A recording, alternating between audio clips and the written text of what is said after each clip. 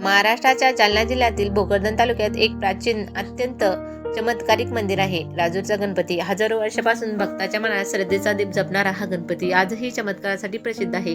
काहीच्या मते या गणपतीची मूर्ती स्वतः प्रगट झालेली आहे. इतिहास कुठेही मूर्ती स्थापनेचा अचूक उल्लेख नाही, म्हणून लोक सांगतात ही मूर्ती मानवाने निर्माण केलेली नाही, ही पृथ्वीच्या गर्भातून प्रगट झालेली आहे.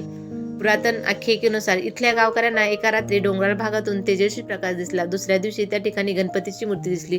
त्यानंतर गावकरी म्हणू लागले की हे देव इथे स्वतः आले आहेत. मंदिरातील गणपती डाव्या सोंडेचे असून त्यांच्या गंभीर शांत आणि कृपाळू भावाचे वर्णन भक्त आजही करतात. अनेकाच्या अनुभवात येथे मनातल्या इच्छा बोलून दाखवतात, त्याची पूर्ती लवकर होते. म्हणूनच राजूरचा गणपती जिवंत देव म्हणूनही ओळखला जातो.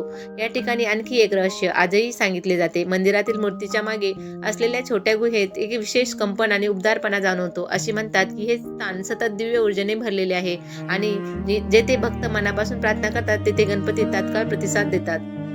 ऐतिहासिक दृष्ट्या स्थानिक कथेनुसार हे मंदिर सुमारे 1000 वर्षांहून जुने असल्याचे मानले जाते. मध्ययुगीन काळात इथून जात असलेल्या संतांनी आणि यात्रेकरून या ठिकाणाला अत्यंत पवित्र मानले. कालांतराने मंदिर पूर्ण बांधणी झाले, पण मूर्ती मात्र मूळचीच प्राचीन आणि अद्वितीय राहिली. दरवर्षी येथे मोठ्या प्रमाणात भक्त येतात. विशेषतः चतुर्थी, संकष्टी आणि गणेशोत्सव या ठिकाणी मंदिरातील नैसर्गिक वातावरण, शांतता आणि देवाची प्रसन्नता मनात अवर्णनीय ऊर्जा निर्माण करते.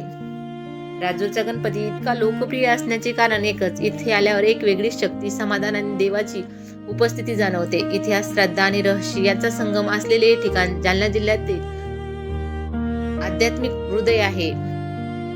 व्हिडिओ आवडल्यास लाईक, शेअर आणि सबस्क्राईब करायला विसरू नका. धन्यवाद.